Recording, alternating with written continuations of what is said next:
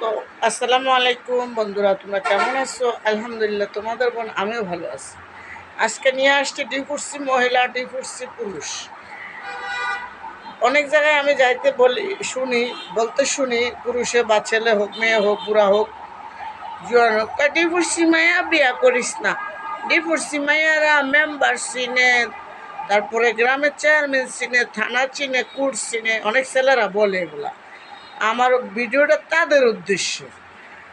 ভাই, ওই ডিভোর্সি মাইয়াটাই কি এমনি এমনি ডিভোর্সটা লয়ে লিছে? তুমি এত ভালো মানুষ, মেয়েরা এত তাড়াতাড়ি একটা সিদ্ধান্ত নিয়ে নিল যে আমাকে ডিভোর্স দেওয়া দাও, আমি যাইগা। তোমার কোনো দোষ নাই ভাই। হ্যাঁ, অবশ্যই দোষ আছে। এক হাতে যেমন তালি বাজে না, আবার দুই হাতে তালি ছাড়া তোমার কথাও জমব না।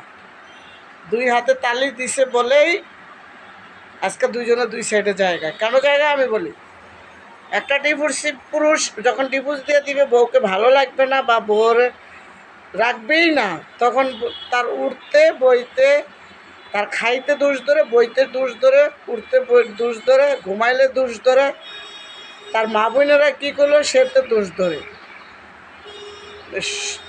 তোমার হলো স্বামী স্ত্রী, তোমরা দুইজনে মিলে একটা সিদ্ধান্ত নিবা। তোমার নামে আমার মা এটা বলছে, তোমার নামে এটা বলছে।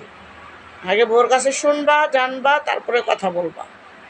মা হইল গর্ভধারিণী, বউ হইল জীবন সঙ্গিনী। মারও খুব দরকার, বউয়েরও খুব প্রয়োজন।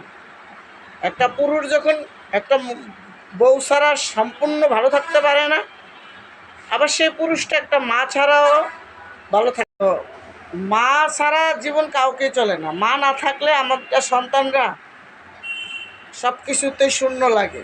মা এমন একটা জিনিস, মায়ের সাথে বউর সাথে তুলনা দেওয়া যাবে না, বউর সাথে আবার মায়ের তুলনা দেওয়া যাবে না। বউ হইল সহধর্মিণী, মা হইল গর্ভধারিণী। মাকে বুঝায় বলতে হবে, মা এটা এভাবে, মা ওইটা এভাবে। বউকে বুঝাইতে হবে, আমার মা দুটো কথা বলতে পারে, বলবে। আমার মা না বলে তোমার কে শিখাইবে কাজ কাম?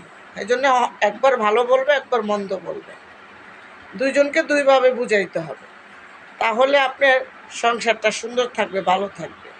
তখন আপনি যদি এক পক্ষ হয়ে আপনার মার কথা, বোনের কথা, বাপের কথা, ভাইয়ের কথা শুনা বউকে যায় উত্তুমাত্তুম কয়টা দেন, তো বউ তো আর আপনারা সম্মান দিবে না।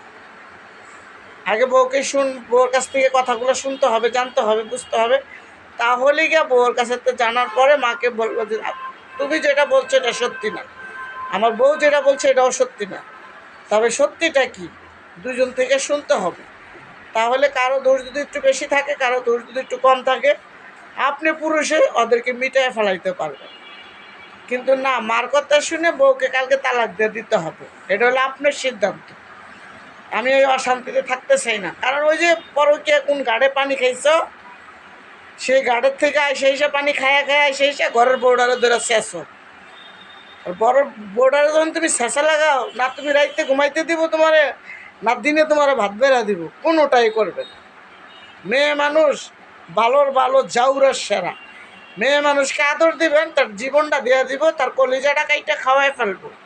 মেয়ে মানুষকে আদর যত্ন করবেন না, ভালোবাসা দিবেন না, মূল্যায়ন করবেন না, আপনারা দেখাইবো এইটা কাঁচা কলা। কাঁচকলা চিনেন? কাঁচা কলা চিনেন? কাঁচা কলা যেমন সব তরকারিতে মজা হয় না, বউর সাথে খারাপ ব্যবহার করলে আপনি সে ভালো ব্যবহারটাও পাবেন না। আসে এবার বউর কথা। বউ যখন আইসা উত্তমাত্তম বউকে দেন, তো বউ একদিন দুই দিন প্রতিদিন তার মার খেতে পারেন। একটা মানুষ প্রতিদিন মার খাওয়া সম্ভব না। এমন স্বামী আছে মার কথা শুনেই মাইল লাগায়, এমন স্বামী আছে বোনের কথা শুনলেই মাইল লাগায়। তো আস্তে আস্তে মেয়েটা এমন পর্যায়ে চলে যায়, কইতে বাধ্য হয় আমি তোর ভাত খাবো না। কারণ তুই কইলে তোর সম্পূর্ণ দায়বদ্ধতা তোর, এই জন্য তুই করবি না। তুই মাইরা আর এদের শিকার আনাবি যে আমি তোর ভাত খাবো না। আর ওই মায়ের খাইতে খাইতে ওর জীবনটা তেজপাত হয়ে গেছে না, তখন বলে আমি তোর ভাত খাবো না। তখন তুই তোর ফ্যামিলি বেঁচে গেলি গা, টাকা পয়সা লাগলো না। ওর যদি খাবি না, তো না খাইলে তুই আবার দিয়া দিবি। তাহলে আপনার কাবিন নামা দেওয়া লাগবে না, আপনার পয়সাপাতি যা খরচ হয়েছে কিছুই দেওয়া লাগবে না, ও যায় খালি ডিভোর্স দিয়ে দিবে। তাহলে ওই মেয়েরা যখন পিঠ ওয়ালে ঠেকে যায় তখন ডিভোর্স দিয়ে দেয়, তখন আড়াপুরুষি পাড়াপুরুষি ওই জামার বের জানি কী করে আইসি, জামাই বাড়িতে খারাপ কিছু করে আইছে, জামাই তালাক দিয়ে দিছে। ওই আশেপাশে যারা কুত্তাগুলো আছে না, যেগুলো বেইমানগুলো আছে না, আত্মীয় স্বজনগুলো, এগুলা কিন্তু পিছনে সামনে আতায়া দেখে না যে আসলে কোন দোষে আসছে। একটা মানুষ, একটা ছেলে হোক, তার ডিভোর্স দিয়ে দিছে তার ওয়াইফকে, কোন কারণে দিছে তার ওয়াইফের অবশ্যই দোষ আছে। একটা মানুষের এমনি এমনি কেউ কাউকে দোষী করে না। তিল কেউকে তাল বানায় না, তাল যেমন তিল হয় না, আর তিলকে তাল কেউ বানাইতে পারে না। বানায় হলো আমাদের কিছু সমাজে ভালো মানুষ আছে। তো বলি ভাই, সহধর্মিণী যেমনই হোক, বললাম ভাই সহধর্মিণীকে এমনভাবে গড়ে তুললেন ভালোবাসা দিয়ে যে আপনার জীবন সঙ্গীরা যেন হাতছাড়া না হয়ে যায়। আপনি পরের বার বিয়ে করলে আপনি সুন্দর, আর থেকে সুন্দর মেয়েও পাইতে পারেন, কিন্তু তার ব্যবহারটা ওই বউ থেকে খারাপ হতে হইতে পারে, তখন আপনি অশান্তির আগুনে আরও জ্বলবেন। তাই বলছি, মার কথা বোনের কথা শুনে বউর গায়ে হাত দিবেন না, মারামারি করবেন না, দৌড়াদৌড়ি করবেন না। ঠান্ডা মাথায় মাকে বুঝাবেন, ঠান্ডা মাথায় বউকে বুঝাবেন, তাহলেই দেখবেন সুখের সংসার। আপনিও ভালো থাকতে পারবেন। আপনি ভালো না থাকতে পারলে কোনো সংসারে ভালো কোনো কিছু বয়ে নিয়ে আসবে না। আপনি যদি ভালো থাকেন, সংসারে অনেক কিছু বয়ে নিয়ে আসবে, আর আপনার উপরে নির্ভর করে সংসারটা কিভাবে চলবে।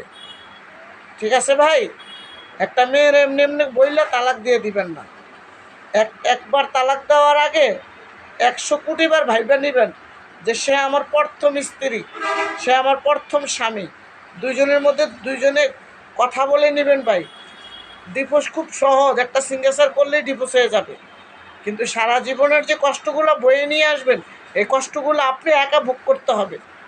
আপনার মাও ভোগ করবেন, আপনার বোনও ভোগ করবেন, আপনার বাবাও ভোগ করবেন।